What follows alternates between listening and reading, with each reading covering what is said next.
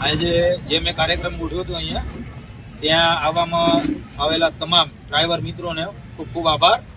અને આગળ આપણે જે નવા કાર્યક્રમો કરીશું અને નવું કંઈ જે પેનિક બટન જીપીએસ જે સરકાર માન્ય છે એનું આગળ આપણે જીપીભાઈ આપણને માર્ગદર્શન આપશે.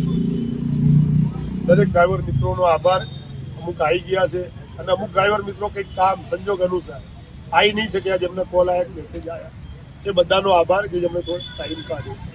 હવે આજના આ કાર્યક્રમનો મેઇન મુદ્દો એ હતો, એક તો આપણા હાલની પરિસ્થિતિ જે ડ્રાઈવરની છે આવનારા 4 મહિનામાં તો ડાઉન જવાની જ છે, દર વર્ષનો આપણે બધા જાણીએ છીએ. એટલે એક ભાવવાળાની અમુક ચર્ચા હતી.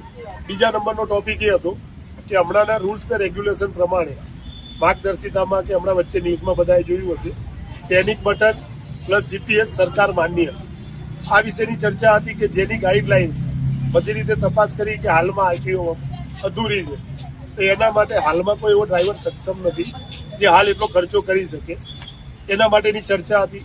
સેકન્ડ મુદ્દો એ હતો કે આપણે આવનારા ટાઈમમાં અત્યાર સુધી આપણું ગ્રુપ હતું, જે પણ કામગીરી થઈ એ આપણે કરી હેલ્પ કરી છે. હવેથી આવનારા ટાઈમમાં શોર્ટ ટાઈમમાં આપણા ગ્રુપથી યુનિયનનું અથવા એસોસિએશનનું રજીસ્ટ્રેશનનું આપણે જાહેર કરીએ છીએ. શોર્ટ ટાઈમમાં આપણું રજીસ્ટ્રેશન ચાલુ થવાનું છે. એટલે દરેક મિત્રોને એની આગળની માહિતી આપીશું. જે પણ નથી આવી શક્યા એમને આ વિડીયો મારફતે અથવા તો મેસેજ મારફતે આપણે જાણ આપીશું અને નવી જે બી અપડેટ કે જે પણ છે એની જાણ કરીશું.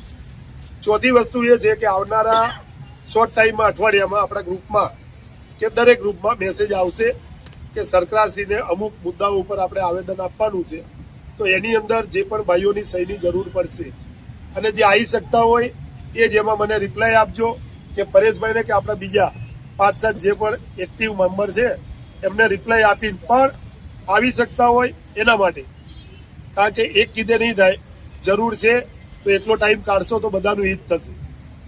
એની માહિતી આગળના થોડા ટાઈમમાં બધાને જણાવીશું. જય ભારત.